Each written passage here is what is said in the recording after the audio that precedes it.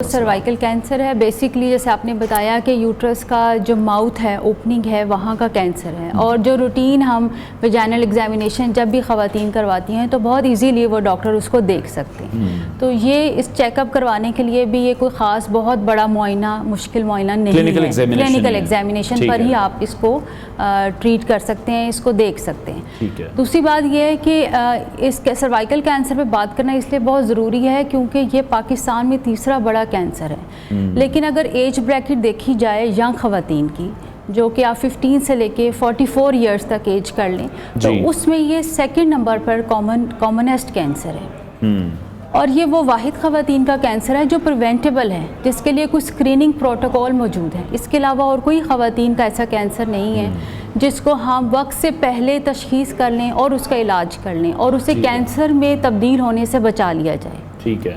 तो 2018 में देखा गया कि पाकिस्तान में एक साल में कोई 5600 से भी ज़्यादा केसेस रिपोर्ट हुए और उनमें से कोई 3800 से ज़्यादा खवातीन की डेथ भी हो गई।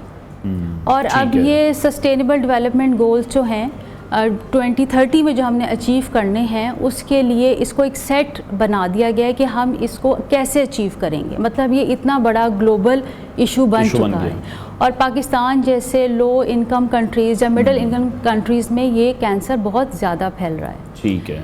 और इसकी बुनियादी वजह आप बता चुके हैं, वो ह्यूमन पैपिलोमा वायरस है। उसकी भी आगे कुछ सब टाइप्स होती हैं, तो उनमें से 16-18 उसकी जो टाइप्स हैं वो ज़्यादा कॉमन है। अच्छा, HPV को अगर हम आसान अल्फाज में बता सकें कि किस किस्म का वायरस है, किस वजह से होता है? हाँ जी, ये वायरस बेसिकली ज़्यादा इसकी कॉज तो सेक्सुअल ट्रांसमिशन ही है। ठीक है। और डेफिनेटली फिर जब सेक्सुअल ट्रांसमिशन है तो जो अनहेल्दी हमारी सेक्सुअल प्रैक्टिसेस हैं, लाइक हमने बहुत अर्ली एज में सेक्सुअल प्रैक्टिस स्टार्ट की, मल्टीपल पार्टनर्स हैं और पहले से कोई और आपकी STIs चल रहे हैं जो कि सेक्सुअली ट्रांसमिटेड इन्फेक्शंस होते हैं। ठीक है। या आप लो सोशो इकोनॉमिक ग्रुप से ताल्लुक़ रखते हैं, सिगरेट स्मोकिंग आप करते हैं, तो ये सारे रिस्क फैक्टर्स हैं जिससे आप इस वायरस का शिकार होते हैं। और ये नहीं कि वायरस ने हमेशा कैंसर करना है, 90% ये दे गो वे, सिर्फ 10% ऐसे रह जाते हैं जिससे आप कैंसर में मुब्तला हो सकते हैं। ठीक है। अच्छा, आपने जिस तरह से कहा कि क्लिनिकल एग्जामिनेशन है, और भी कोई स्क्रीनिंग का तरीक़ाकार है? कोई टेस्ट हो? जी बिल्कुल। इसमें इस तरह ये है कि ये कैंसर बनने में, अगर ये नहीं कि आज आपको वायरस का अटैक हुआ है तो कल आपको कैंसर हो जाएगा। ठीक है। It takes 10 to 20 years to develop. इसीलिए इस दौरान में अगर ख़वातीन बाकायदगी से स्क्रीनिंग करवाती रहें तो वो बहुत जल्दी प्री कैंसर स्टेज में पिक हो जाएंगी। उसको कहा जाता है पैप स्मेयर लेना, लिक्विड बेस साइटोलॉजी के थ्रू आप स्मेयर्स लेना, और ये बहुत ईजी और बहुत चीप प्रोसेस है। ठीक है। इसमें ख़वातीन हम यूजली इसको 21 ईयर्स पे इनरोल करना चाहिए और उसके बाद 3 ईयरली या 5 ईयरली इसको आप अपना रूटीन पे आके चेकअप करवाएं। यानी कि ऑन अ सेफर साइड 3 से 5 साल बाद आप चेकअप करवा दें। ठीक है। चेकअप करवाते हैं, फिर हम स्मेयर्स लेते हैं और स्मेयर यूजली एक साइटो ब्रश होता है, बिल्कुल बहुत सॉफ्ट सा नायलॉन का, उससे हम ब्रश से टेस्ट लेते हैं और वो लैब में भेज देते हैं। ठीक है। ट्रेडिशनल तरीका एक प्लास्टिक कैनल, प्लास्टिक का आप कह लें स्टिक सी थी, उससे भी लिया जाता था, जो अभी भी कॉमन है। तो अगर आपका टेस्ट नॉर्मल आ रहा है तो आप 3 इयर्स पे शिफ्ट हो सकते हैं और आप इस तरह फॉलो कर सकते हैं खुद। ठीक है। तो एज सून एज आपकी कोई भी उसमें चेंज पिक होती है वो देयर एंड देन ट्रीट हो जाएगी, इससे पहले कि आप कैंसर में अगर आपका कैंसर भी इवन डायग्नोज हो रहा है तो वो यूजली फर्स्ट स्टेज का ही होगा। ठीक है। और वो जब आपका वहीं क्योर हो जाएगा तो 80 to 90% उसका क्योर रेट है। ठीक है। अच्छा, मैं स्टेजेस की तरफ ये आ रहा था कि कितनी इसकी स्टेजेस होती हैं, कौन कौन सी स्टेज जो है वो फिर क्योरेबल है? देखिए, बेसिकली हर कैंसर अगर स्टेज 1 में ही क्योर हो रहा है तो उसकी ज़्यादा लाइफ एक्सपेक्टेंसी ज़्यादा है। और इसीलिए सर्वाइकल कैंसर की जो सबसे इम्पोर्टेंट बात यही है कि इसका एक प्रॉपर स्क्रीनिंग प्रोग्राम है। अगर आप इस स्क्रीनिंग प्रोग्राम को फॉलो करते हैं तो आप कैंसर डेवलप होने से पहले, जैसे प्री कैंसर स्टेज कहते हैं, आप उसी में ही पिक हो जाएंगे। ठीक है। आप कैंसर बनेगा ही नहीं। और अगर ज़्यादा से ज़्यादा क्या होगा, फर्स्ट स्टेज का होगा, उसको भी आप ट्रीट कर लेंगे तो आप। हाँ। लेकिन डॉक्टर साहब, जिस तरह से हमारे यहाँ फिर रुझान नहीं है टेस्ट करवाने का, स्क्रीनिंग करवाने का, क्या ऐसी अलामात हैं कि जो अगर आपको फील हो रही हैं तो फिर ताकि लोग फिर टेस्ट की तरफ चले जाएं? बिल्कुल। जो हमारे जैसे कंट्रीज़ हैं जहाँ पे हमारा ये फोकस नहीं है, हमारा गवर्नमेंट का भी नहीं, हॉस्पिटल्स का भी नहीं है, उसमें एटलीस्ट इतनी ख़वातीन को अवेयरनेस ज़रूर होनी चाहिए कि एटलीस्ट 30 से 40 ईयर्स के दरमियान में 1 से 2 बार ज़रूर करवा लें। ठीक है। ठीक है, और आप उसको अगर आप एक बार करा लेंगे तो आप उसको 5 ईयरली या 10 ईयरली, इवन आप 3 ईयरली भी करा लें तो अच्छा है आपके लिए, उसको फॉलो कर सकते हैं। अलामात इसकी यही होती हैं जो यंग एज ख़वातीन हैं कि सेक्शुअल रिलेशनशिप के बाद ब्लीडिंग होना, इर्रेगुलर ब्लीडिंग होना, और इसके अलावा कोई फाउल स्मेल, वेजाइनल डिस्चार्ज है, ये सारे के सारी अलामात हैं जो कि आपको ख़वातीन को जो नोटिस करती हैं कि हमें ये हो रहा है तो उन्हें चेकअप के लिए आना चाहिए। ठीक है। और इसके जो वैक्सीन है, HPV के लिए वैक्सीन है, वो कितनी मौसर है? किस उम्र की हम ख़वातीन जो हैं उनको फिर वो लगवा लेनी चाहिए? हाँ जी, जो इसके लिए जो वैक्सीन्स अवेलेबल हैं, वो पहले तो एक वैक्सीन आई थी वो सिर्फ 2 टाइप्स को कवर कर रही थी, लेकिन अब जो वैक्सीन्स हैं वो 4 या 9 वायरसेस की जो टाइप्स हैं उन्हें कवर करती हैं। गार्डासिल के नाम से आती है। ठीक है। और एक गार्डासिल वो है जो 4 टाइप्स को कवर करती है, और एक है जो 9 को कवर करती है। इनकी प्राइस डेफिनेटली डिफरेंट है। तो ये 9 to 14 ईयर्स की एज में स्टार्ट करनी चाहिए, और 2 डोजेज़ इसकी होती हैं। ठीक है, अगर आप थोड़ा लेट हो गए लाइक 15 to 26 ईयर्स तक, तो आप इसकी 3 डोजेज़ लगवानी पड़ेंगी।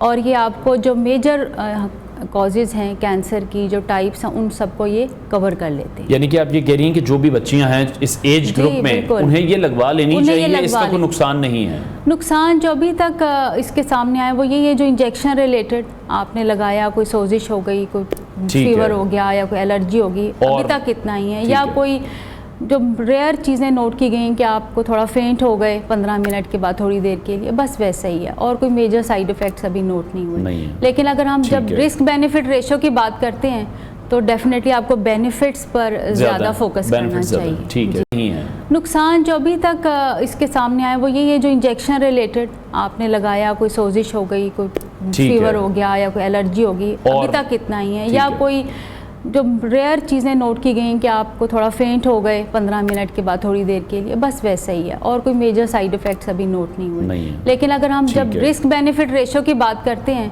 तो डेफिनेटली आपको बेनिफिट्स पर ज़्यादा फोकस करना चाहिए। ठीक है। जी, तो ये जो प्रिवेंशन है ना, बेसिकली जिसमें आप अपनी हेल्दी सेक्शुअल प्रैक्टिसेस हैं, आपकी ये वैक्सीनेशन है और स्क्रीनिंग प्रोग्राम, अगर इन तीनों पे फोकस करें तो इंशाल्लाह ये क्योरेबल है। ठीक है। और प्रिवेंटेबल बल्कि कहना चाहिए। जब किसी को भी सर्वाइकल कैंसर डायग्नोज हो जाता है, उसके बाद क्या प्रोसीजर है, कौन से मराहल से गुजरना पड़ता है? सेम एज अदर कैंसर को जिस तरह से ट्रीट किया जाता है, कीमोथेरेपी है या कोई डिफरेंट पैटर्न है? जी जी बिल्कुल। फिर यह है कि वाइड रेंज ऑफ, आपको पता है कि सर्जरी भी आती है, कीमोथेरेपी, रेडियोथेरेपी भी है, और डेफिनेटली फिर वो क्वालिटी ऑफ लाइफ काफ़ी डिस्टर्ब हो जाती है, क्योंकि कैंसर बस जब वो अगर आप इसको इग्नोर कर देंगे तो फिर ये जब बहुत वाइड स्प्रेड हो जाएगा तो ये आपके पूरे बॉडी को मुतासिर करेगा। जी, और फिर उससे क्योर होना बहुत मुश्किल है। 5 ईयर सर्वाइवल रेट्स फिर बहुत कम हो जाते हैं। ठीक है। अच्छा, कौन सा इलाज का जो तरीका है वो आज सबसे ज़्यादा आपको लगता है कि वो उसमें फिर कामयाब है? कौन सी ऐसी थेरेपी है? कीमो है, रेडियोथेरेपी है, सर्जरी है? किसके सबसे ज़्यादा बेटर रिजल्ट्स या अर्ली रिजल्ट्स आए हैं? देखिए, ये तो आप स्टेज पे डिपेंड करता है। ठीक है। अगर आप फर्स्ट स्टेज पे, अर्ली स्टेज पर आ गए हैं तो उसकी सर्जरी और रेडियोथेरेपी ये मिलके आपको इफ़ेक्टिव हो सकते हैं। लेकिन वंस आपकी बात कि अब आप सर्जरी की रेंज से भी निकल गए हैं, आप खाली रेडियोथेरेपी पे उस पर चले गए हैं, फिर वो चीज़ें आपके आउट ऑफ कंट्रोल हो जाती हैं, क्योंकि फैल जाता है आगे, यूरिनरी ब्लैडर है, यूरेटर्स हैं, पीछे रेक्टम है, तो ये सब चीज़ें इन्वॉल्व होना शुरू हो जाती हैं, फिर आपकी क्वालिटी ऑफ लाइफ नहीं रहती। ठीक है। डॉक्टर साहब, आप समझती हैं कि अवेयरनेस पर अच्छा खासा इस पर काम हो रहा है, गवर्नमेंट कर रही है, या अगर हम सोशल इदारों की भी बात करें तो इस पर उतना काम हो रहा है, या जो भी ख़वातीन हैं अगर वो डॉक्टर्स के पास जा रही हैं, गायनोकोलॉजिस्ट को जब भी वो विज़िट करती हैं किसी पूरे पाकिस्तान में किसी भी जगह, तो वहाँ पर उन्हें अवेयरनेस इस हवाले से दी जा रही है कि आप ये भी टेस्ट लाजमी करवाएँ? देखिए कि आपको पता था आज इस प्रोग्राम से पहले कि नहीं? बिल्कुल नहीं। इसका मतलब यह है कि हम सिर्फ इंडिविजुअल बेसिस पे काम कर रहे हैं। वो ख़वातीन जो किसी मसले के साथ आती हैं और हमें लगता है कि इनका पैप टेस्ट होना चाहिए या इनकी कोई बायोप्सी होनी चाहिए, तो वो हम करते हैं। ठीक है। और हम अपने डॉक्टर्स के लेवल पे वर्कशॉप्स करते हैं। लेकिन है। एक प्रॉपर, अगर जैसे आपको बच्चों के इम्यूनाइजेशन प्रोग्राम का पता है कि जब बच्चा पैदा होता है तो उसको एक स्केड्यूल से गुजरता है बिल्कुल ऐसी है वैक्सीन, ऐसी अवेयरनेस होनी चाहिए ना एक ऐसे कैंसर के लिए जो उसी तरह ही वैक्सीनेशन से जिससे बचा जा सकता है। ठीक तो है। इस लेवल की नहीं है, और कोई एक ऐसा इदारा या कोई ऐसी NGO या वट गवर्नमेंट का कोई होना चाहिए जो इसको मॉनिटर करे कि ये हर हॉस्पिटल में अप्लाई हो रहा है। ठीक है। और ये इसको मतलब इसको मॉनिटरिंग की बहुत ज़रूरत है। अवेयरनेस पर बहुत ज़्यादा काम हम इंडिविजुअल लेवल पर कर रहे हैं, बस इतना ही। ठीक है। अच्छा, ख़वातीन कौन सी अपनी सेहत के हवाले से फिर एहतियाती तदाबीर वो इख्तियार करें इस मर्ज़ से जितना वो बच सकें? देखिए, वो यही है कि आपको जैसे बताया कि सेक्सुअली ट्रांसमिटेड है, हेल्दी प्रैक्टिसेस होनी चाहिए हस्बैंड वाइफ के अपने, और डिफरेंट लाइक कॉन्डम्स वगैरह जो बैरियर मेथड्स हैं वो यूज़ करने चाहिए अपने रूटीन प्रैक्टिस में। इसके अलावा वैक्सीनेशन पर ही बेसिकली फोकस होगा कि अब जो बच्चियां हैं, मदर्स को, पेरेंट्स को चाहिए कि उनको, इवन बच्चों को भी ये आप वैक्सीनेशन लगवाएं ताकि वो इससे प्रिवेंट हो सकें। और once they are 21 years old तो फिर वो खुद से, जो गवर्नमेंट ने प्रॉपर सेट किया हो अपना जो आपका